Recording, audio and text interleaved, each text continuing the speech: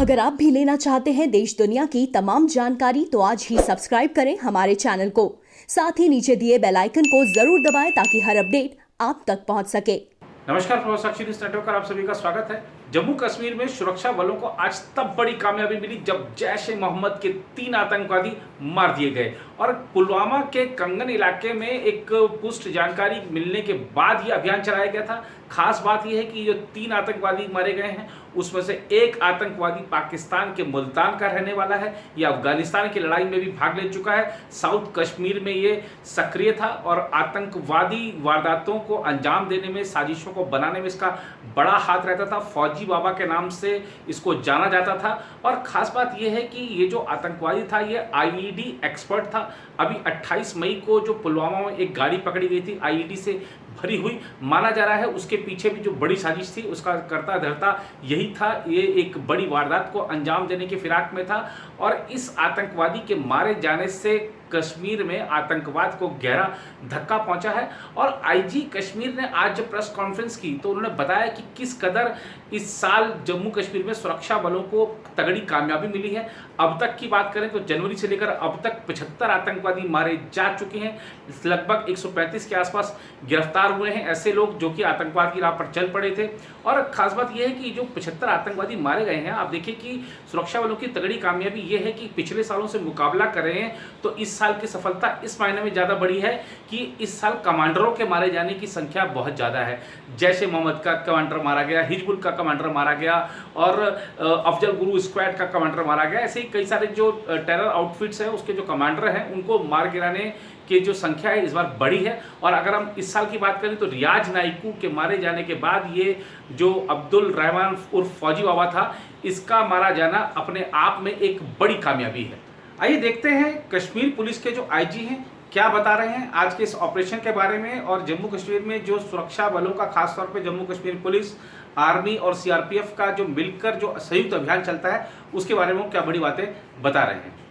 तो 28 last month तो मई को आप लोग से हम लोग वादा किए थे कि पुलिस सिक्योरिटी फोर्स मिलके जो आईडी को इतना बड़ा हादसा करने जा रहा था, आप लोगों ने क्वेश्चन उठाया कि भाग कैसे किया।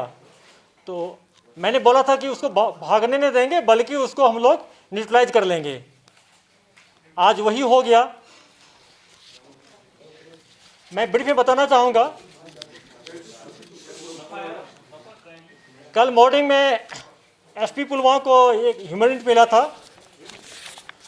वह श्रीनगर आया, फिर ऑफिस को प्लान किए, फिर उसके बाद वापस भेजे। एसपी पुलवामा वहाँ के लोकल आर्मी सीआरपीएफ से मिलके ऑपरेशन को प्लान किया, कॉर्डन लगाया जॉइंटली और आज मॉर्निंग में इनकाउंटर स्टार्ट हुआ।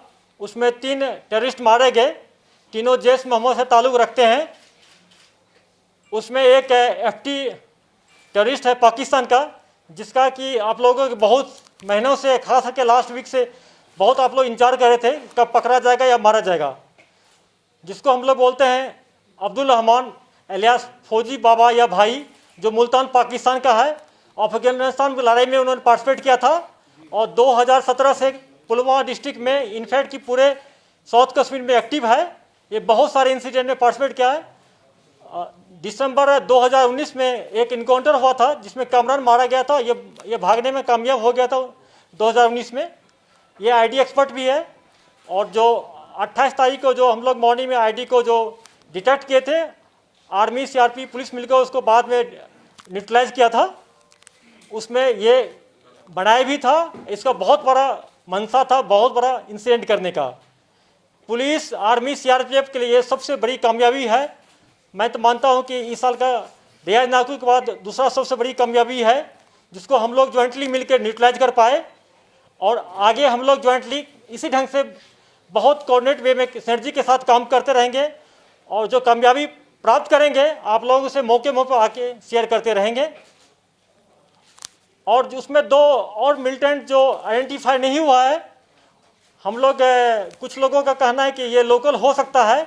हम लोग उनके पेरेंट्स से, जो पोटेंशियल पेरेंट्स है, उनको रिक्वेस्ट किए कि पीसीआर में आके अगर देखें, अगर वो आइडेंटिफाई कर लेंगे तो उनको हम लोग उनके बीडीएल में जो बारबुला हम लोग करने जा रहे हैं उनको पार्टिसिपेट करने का मौका देंगे।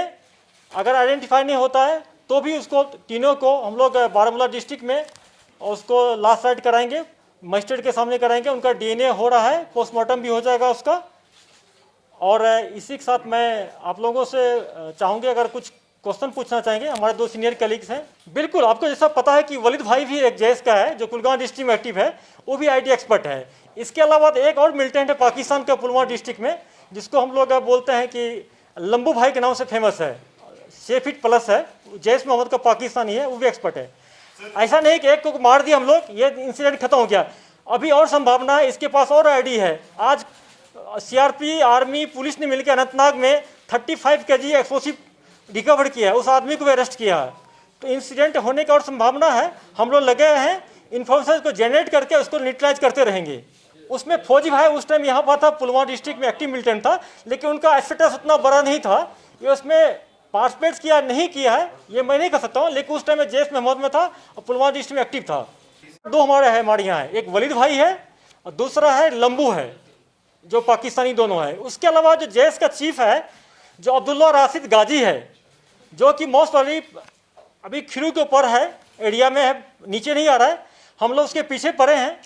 जैश ऐसा तंजीम है जो अपने चीफ को ज़्यादा एक्सपोज नहीं करता है, लेकिन हम लोग को अपना जो सोर्सेस है फील्ड में, उसके हिसाब से पता कि अब्दुल्ला राशिद गाजी इसके चीफ है और उसको हम लोग पीछे पड़े हैं। उसको जब नीचे आएगा न्यूट्रलाइज कर पाएंगे, हो सकता है हम लोग ऊपर भी जाकर उसको न्यूट्रलाइज कर लें। और हम लोग आर्मी, सीआरपी, पुलिस मिलके अखाल कुलगाम डिस्ट्रिक्ट में एक फॉरेस्ट में हैदर जो कमांडर है उसका हैदर को बस्ट किया, उसमें काफ़ी सामान मिला। आप लोग को पिक्चर भी शेयर किया गया।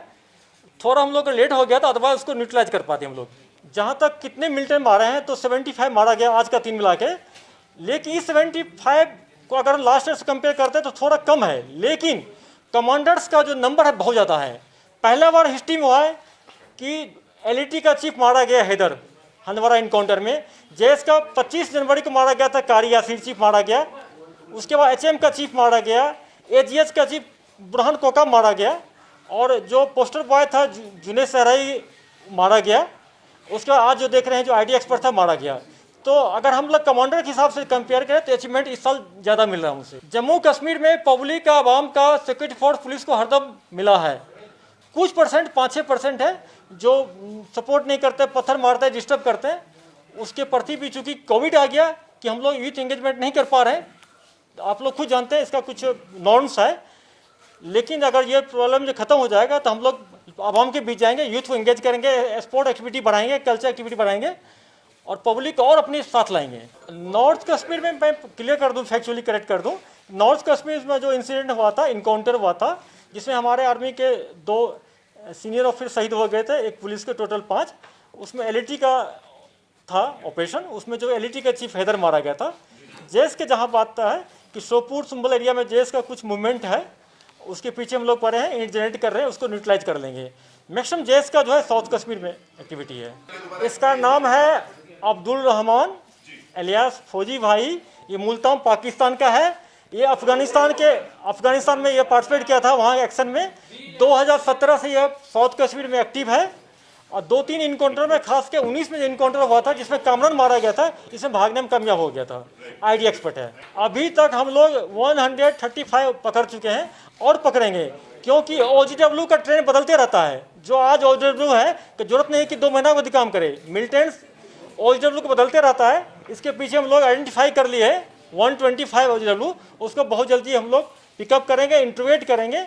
उसमें जो A कैटेगरी का होगा उसको PSM बुक करेंगे, जो B वाला होगा उसको भी अरेस्ट करेंगे, जो C वाला होगा उसको उनके पेरेंट्स को बुला के काउंसलिंग करके उसको बॉन्ड करके छोड़ देंगे।